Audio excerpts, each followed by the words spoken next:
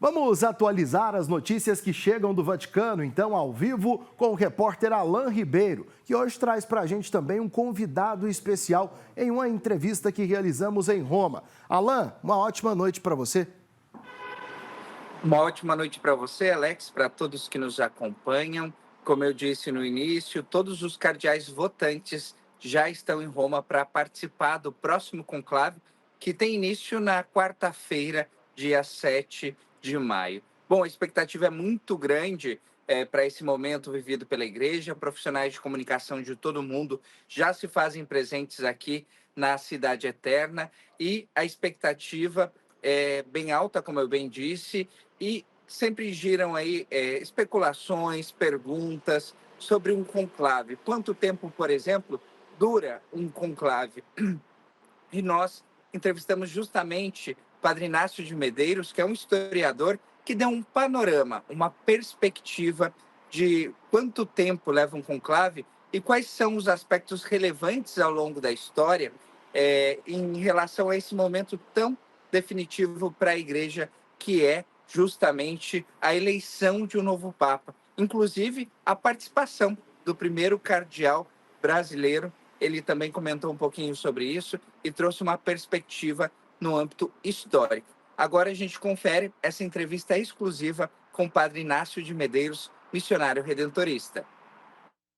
Padre Inácio, um aspecto importante também a respeito do tempo do conclave está no fato de que os cardeais precisam se conhecer um pouco mais. Na história não foi sempre assim, não é? Não, eles não se conheciam, até porque os meios de transporte, de comunicação eram inexistentes.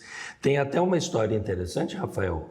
O primeiro cardeal brasileiro, cardeal Arcoverde, Dom Joaquim Arcoverde, ele tinha sido bispo auxiliar de São Paulo, muito amigo dos redentoristas, muito amigo dos religiosos. Ele foi nomeado primeiro cardeal brasileiro, primeiro cardeal 1905. E ele teve a oportunidade de ser convocado para participar do conclave que elegeu o Papa Bento XIV, que governou a igreja durante a Primeira Guerra Mundial. Naquela época, se uma viagem de navio, não tinha avião, se uma viagem desse tudo certo do Brasil até a Europa, era na base de 7 dias, de 7 a 10 dias. Mas tinha caso de a viagem demorar semanas, né? Então ele teve essa oportunidade, mas o conhecimento entre os cardeais era muito pequeno. Imagine algumas regiões mais distantes ainda do globo terrestre, né? Por isso que essas reuniões que são feitas antes, depois as congregações, as comissões do Vaticano, já favorecem, porque eles já se conhecem, já há uma integração, já há uma maior proximidade entre eles, né? Mas marque isso que é interessante. O primeiro cardeal brasileiro, Dom Joaquim Arcoverde, cardeal do Rio de Janeiro. Padre Inácio, um conclave, historicamente falando, é sempre um evento cercado de muita especulação e às vezes até certos mistérios. Esse conclave que vai começar depois de amanhã será diferente?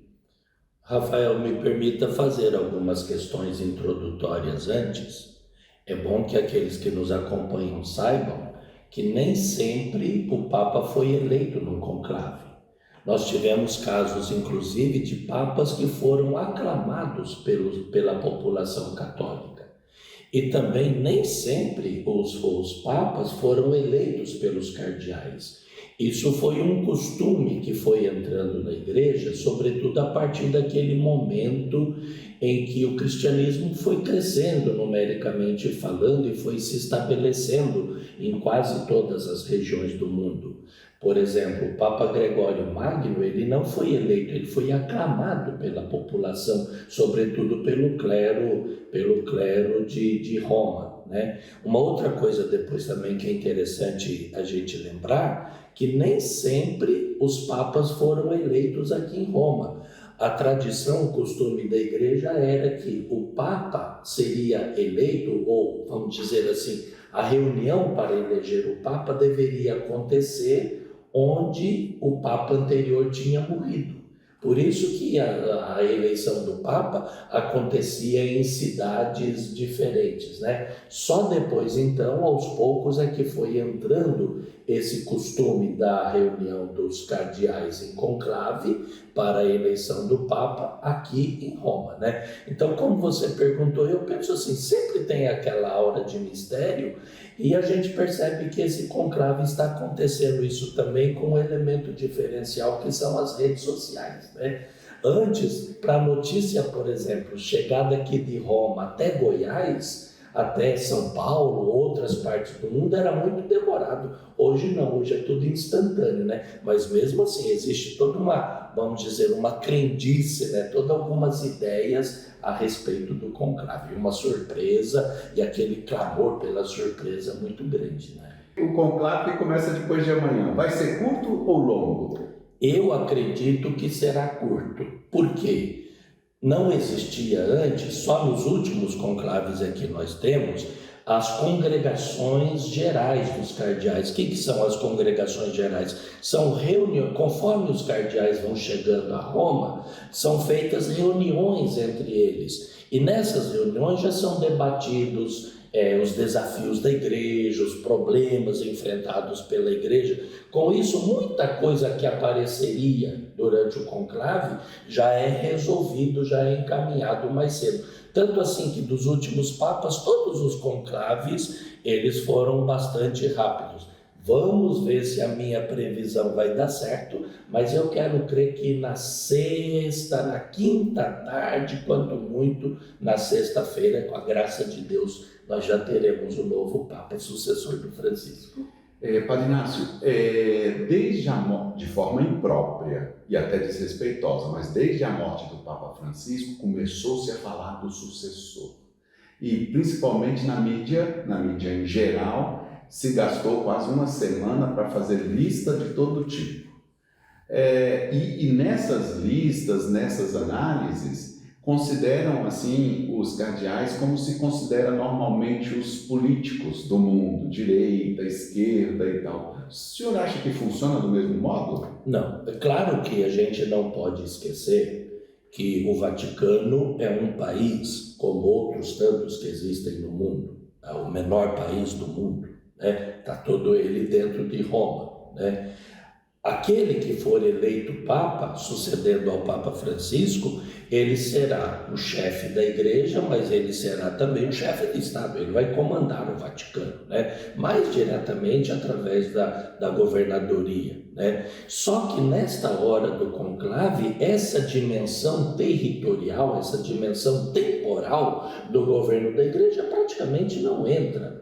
Porque a preocupação maior é da eleição do sumo pontífice, que vai dirigir a vida da igreja no mundo todo. Olha que hoje nós somos mais de 1,4 bilhão de cristãos espalhados por todo o mundo. Então, essa preocupação com a igreja, ela é muito mais forte, ela é muito mais determinante. Então, essa conversa toda apontando quem vai ser o sucessor, quem vai ser eleito, quem não vai ser eleito. Inclusive, em Londres tem uma bolsa de aposta, né? As pessoas apostam para saber quem vai ser o novo Papa. Isso é só para os meios de comunicação, porque para o interior da igreja e nessas congregações que os cardeais realizam, os critérios, os conceitos são exatamente outros. Padre Inácio, para terminar a nossa conversa, queria perguntar a você o que nós, cristãos católicos, que acompanhamos o conclave, precisamos fazer. Aí deixando de lado o jeito que a imprensa fala, o jeito que o cinema conta, nós católicos durante o conclave.